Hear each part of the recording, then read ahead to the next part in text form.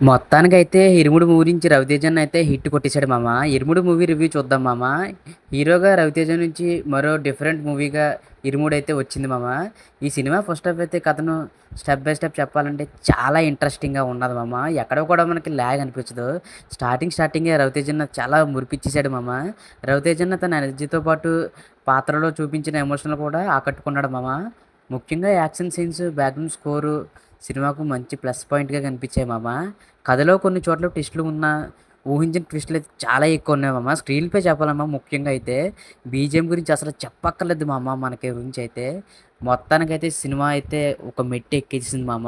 ఇక second half విషయానికొస్తే 'రవితేజ' అన్న విశ్వరూపం చూసారు మామ. 'ఇరుముడు' గెటప్ అలాగే వెంకటేశ్వర స్వామి సోమాలేయడం, అక్కడ ఫైట్ జరగడం, ఆటోలో చేజింగ్ సీన్స్, అలాగే ఆళ్ళ కూతురికి ఈ స్కూల్‌లో జరిగిన ఇన్సిడెంట్స్‌కి లింకేట్ అనేది చాలా బాగుంది మామ స్టోరీ అయితే. ఇంకా బ్యాక్‌గ్రౌండ్ మ్యూజిక్ అయితే అసలు చెప్పక్కర్లేదు మామ. 'జీవి ప్రకాష్' సార్ అయితే నిజంగా జీవిచ్చేసాడు మామ దాంట్లో అయితే. చాలా బాగుంది మామ. అసలు మీరు అది థియేటర్ అనుకుంటున్నారా? దేవాలయాలు అనుకుంటున్నారా? అర్థం కాలేదు మామ ఒక్కసారిగానే. సెకండ్ హాఫ్ వచ్చి ఇంటర్వెల్ ఫైట్ అయితే గూస్ బంప్స్ మామ. అలా వెంట్రుకలు అలా రోమాలు లెగిసిపోయినాయి మామ. చాలా బాగుంది మామ. సినిమా అయితే ఎక్కడ కూడా మీరు మిస్ అవ్వకండి ఈ సినిమా అయితే. నేను దీనికి ఇచ్చే రేటింగ్ అయితే 3.5. మీకు ఎలాగనిపించిందో ఖచ్చితంగా కామెంట్ చేయండి మామ. అలాగే మీ ఫ్రెండ్స్ అండ్ ఫ్యామిలీకి ఈ వీడియోని షేర్ చేసి మరిన్ని సబ్స్క్రైబర్లు తెస్తారని కోరుకుంటున్నాను మామ.